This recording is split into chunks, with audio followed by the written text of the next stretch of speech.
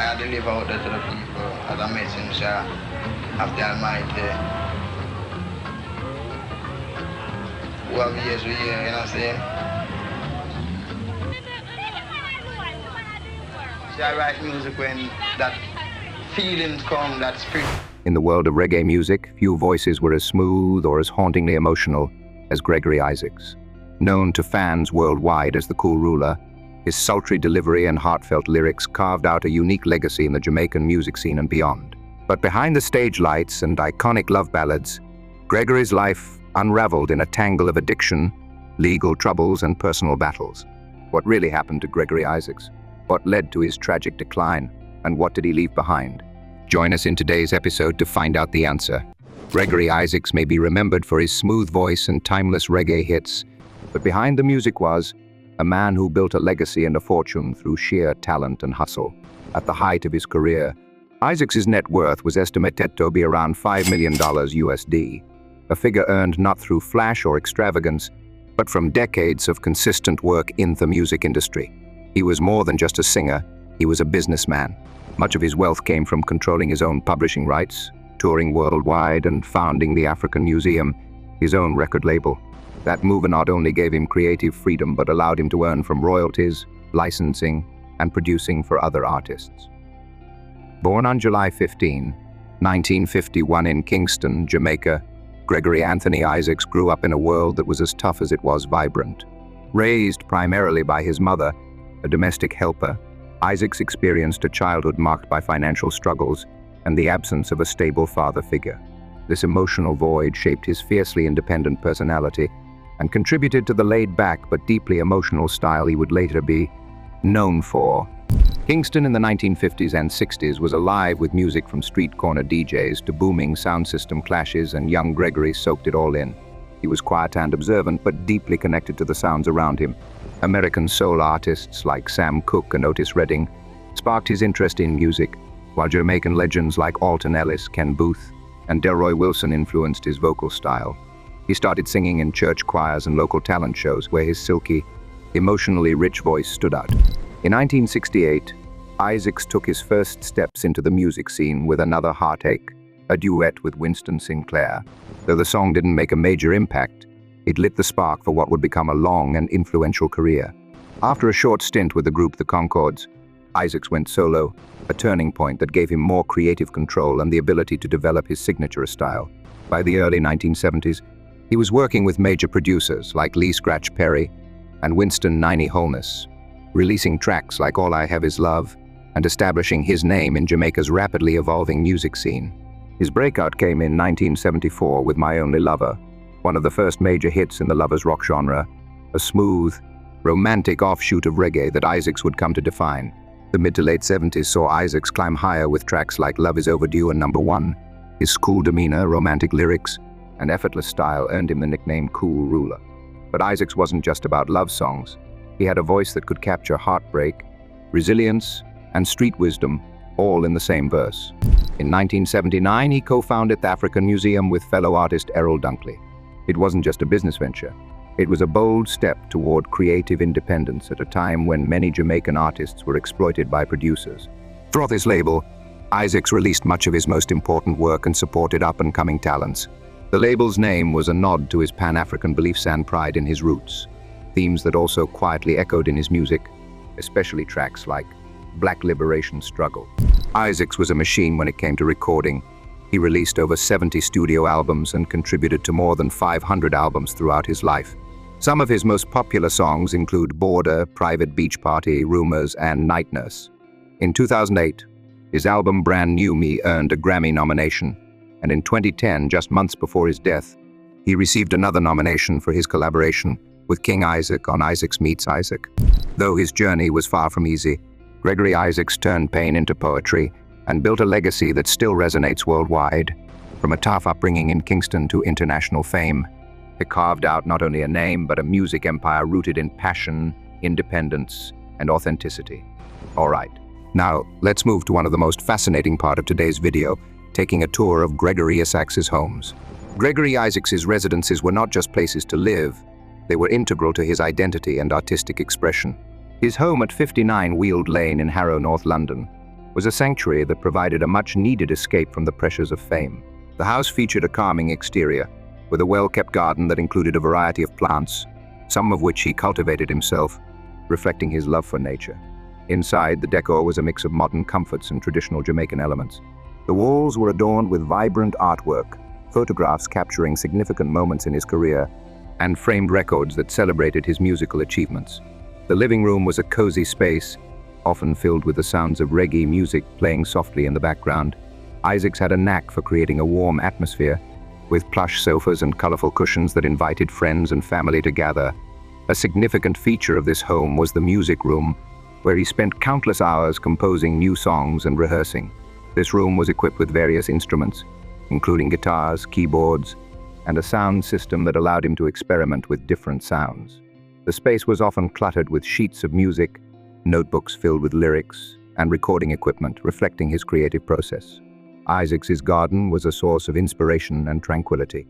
He enjoyed spending time outdoors, often taking breaks from music to tend to his plants. The garden was filled with tropical flowers, reminiscent of his Jamaican roots, creating a vibrant and colorful retreat. This outdoor space served as a place for relaxation and contemplation, where he could recharge and find inspiration for his music. In addition, this house boasted multiple bedrooms and expansive living areas, allowing for gatherings of friends and fellow musicians. The architecture was spacious, with large windows that flooded the rooms with natural light. The music studio within this home was a focal point, designed to facilitate collaboration with other artists. It was equipped with high-quality recording gear, soundproofing materials, and acoustic panels, making it an ideal environment for creating music. Isaacs often invited fellow musicians to record and jam, fostering a sense of community and collaboration. Otherwise, in Kingston, his residence was a lively and colorful space that reflected the vibrant culture of Jamaica. The interior was decorated with local art, bright colors, and photographs that celebrated his life and career. This home was often filled with laughter, music, and the aroma of Jamaican cuisine as Isaacs hosted gatherings for friends and fellow artists. The atmosphere was electric, with impromptu performances and jam sessions that brought together some of the best talents in reggae music. The walls echoed with the sounds of creativity as musicians collaborated and shared ideas. The cash and carry record store known as Beat Street played a significant role in Isaacs's legacy. Although not a residence, it was a cultural landmark in Kingston. The store was filled with records, CDs, and memorabilia, providing fans with a tangible connection to his music. It became a gathering place for reggae enthusiasts, where they could discuss music, share stories, and celebrate the genre. After Isaac's passing, a mural was painted on the building, depicting him in a way that captured his spirit and contributions to reggae music. This mural has become a point of interest for tourists and fans, serving as a tribute to his enduring influence. While Gregory Isaacs didn't project the flashiness of some contemporary stars, he still had a taste for refined luxuries in his own cool ruler style. He was known for wearing tailored suits, silk shirts, and signature wide-brimmed hats that complemented his laid-back yet polished persona. Friends and family have spoken about his love for jewelry, and he often appeared adorned in gold chains, rings, and bracelets. These were not ostentatious but chosen carefully, matching his image as a smooth, romantic crooner. As for watches, Isaacs owned a few classic timepieces. Although specific brands have not been publicly documented, it's believed he had a preference for gold-toned analog watches, simple, elegant, and timeless, much like his music. He was rarely photographed without a watch, which became part of his signature look in promotional materials and live shows. His car collection, though never flaunted in magazines or on social media, reportedly included a few notable vehicles. In his earlier years, he drove a Mercedes-Benz sedan, a favorite among Jamaican stars during the 1980s. There are also mentions of him owning a BMW and a Land Rover, both well-suited for the Kingston Hills and the London suburbs. The cars were practical rather than flashy, chosen more for comfort and reliability than to turn heads. Before we dive into other stories of Gregory Isaacs, don't forget to hit subscribe and join the All Profiles family. Your support helps us uncover the untold stories behind legendary lives. Let's get into it. Gregory Isaacs' private life was as complex and layered as his music. Known for his smooth voice and heartfelt lyrics, Isaacs also had a romantic and emotional side that played out vividly in his relationships. He was officially married to June Isaacs, whom he met in 1981 and wed in 1983. Although they did not have children together, June played an integral role in raising several of Gregory's children from his other relationships. Their marriage endured for 2 decades, but it wasn't without challenges, particularly those stemming from Gregory's long-standing battle with addiction. By 2003, the couple had separated, though they never formally divorced. June continued to live in their shared Kingston home after the separation and has since played a leading role in preserving his legacy. Another significant figure in Gregory's life was Linda Smith Isaacs, a woman he met in 1977 while performing in North London. Although they were never legally married, Gregory referred to her as his wife and even asked her to adopt his surname in 2010. Linda became a cornerstone of stability during his later years, particularly as his health declined due to lung cancer. The two lived together in Harrow, London, where she cared for him until his passing. Her deep involvement in his final years was a testament to the bond they shared, both personally and professionally. Gregory Isaacs, affectionately known as the Cool Ruler, was the father of 12 children, a testament to his vibrant personal life. While comprehensive public details about all his children are limited, his son Kevin Isaacs stands out prominently. Born on September 9, 1979, in Kingston, Jamaica, Kevin has carved his own path in the reggae music scene. He began singing at the age of 13 and recorded his debut song, Thought We Were Friends. Kevin has since released several tracks, including Revolutionist, Come On Home, and Stand and Fight, showcasing a voice reminiscent of his father's smooth tenor. Beyond Kevin, specific information about Gregory Isaacs' other children remains scarce in public records. However, it's known that he had 6 grandchildren at the time of his passing. Isaacs' personal life also reflected a man who was often torn between fame and vulnerability. He faced the pressures of the music industry, legal troubles, and addiction, yet always found his way back to the stage. Behind the public persona of the Cool Ruler was a man who loved deeply, made mistakes, sought redemption, and left behind not only a powerful musical legacy, but also a family and network of loved ones who continue to honor his memory. Gregory Isaacs' career was filled with fascinating behind-the-scenes moments, unexpected collaborations, and music projects that continue to carry layers of untold stories. While widely recognized for his contribution to lovers, rock, and reggae, there are several lesser-known facts that reveal just how expansive and impactful his work truly was, both in the studio and on screen. One of the most interesting facts is tied to the iconic track Night Nurse, released in 1982. While many fans know it as his signature song, few realize that it was recorded at a time when Isaacs was battling a severe cocaine addiction. Despite his personal struggles, the song was delivered with such polished romantic flair that it masked the turbulence in his life. The single became a massive international hit and was later covered by British band Simply Red in 1997, helping to introduce Isaacs' music to a new generation. The track was also featured in multiple films and commercials, turning it into a timeless reggae classic created during a period of personal chaos. In addition to his music, Isaacs made memorable appearances in 2 cult classic Jamaican films, Rockers 1978 and Land of Look Behind 1982. In Rockers, Isaacs played himself alongside other reggae legends like Burning Spear, Big Youth, and Jacob Miller.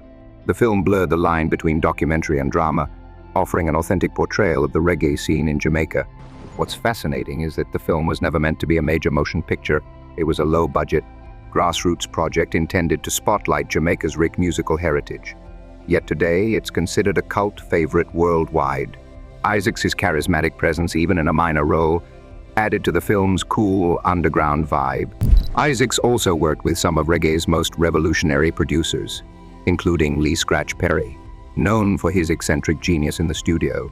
Their collaboration, although brief, resulted in raw, haunting tracks like Mr. Cop, which reflected the social tension of the time. Perry's experimental production style pushed Isaacs' smooth vocals into a grittier, more politically charged space. In retrospect, these recordings are considered ahead of their time. Perhaps one of the most touching posthumous facts is that in 2016, 6 years after his death, the Jamaican government awarded him the Order of Distinction Officer class, a belated but fitting tribute to a man who shaped reggae music and left an indelible mark on Jamaica's cultural landscape. Behind the rhythm and romance of Gregory Isaacs' songs are layers of political commentary, cultural pride, and personal redemption. Whether in a smoky studio session, a film camera's lens, or a gritty stage performance, the Cool Ruler always left a lasting impression, often more complex and compelling than what the surface revealed. Gregory Isaacs' life was a whirlwind of contradictions. While he was celebrated globally for his soulful music and stage presence, he was also no stranger to scandal. His most public and persistent struggle was with cocaine addiction, which became a defining and tragic aspect of his life from the early 1980s onward. The drug not only affected his health and appearance, he famously lost several teeth due to prolonged use, but also seriously impacted his career. He was often described as unreliable during this period, missing shows or arriving late for performances, leading to strained relationships with promoters and venues. His addiction also resulted in frequent legal troubles. By 1982, he had already been arrested 27 times, with offenses ranging from drug possession to illegal firearm charges. One of the most infamous incidents landed him a 6-month prison sentence in Kingston for possessing an unlicensed gun. Isaacs defended himself, stating the weapon was for self-protection, but the conviction only deepened the public's view of him as a troubled genius. His mugshot became nearly as iconic as his album covers, highlighting the extreme duality of his life, revered on stage, but battling demons behind closed doors. Despite the scandals, Isaacs showed a sincere desire to recover and improve his life. He went through periods of rehabilitation, and in the late 1980s, he even enjoyed a brief stretch of sobriety that helped revive his career. What many fans may not realize is that his battles with addiction directly inspired some of his most emotionally honest work songs like Hard. Drugs and Poor and Clean speak to the inner conflict he faced, combining haunting melodies with introspective lyrics.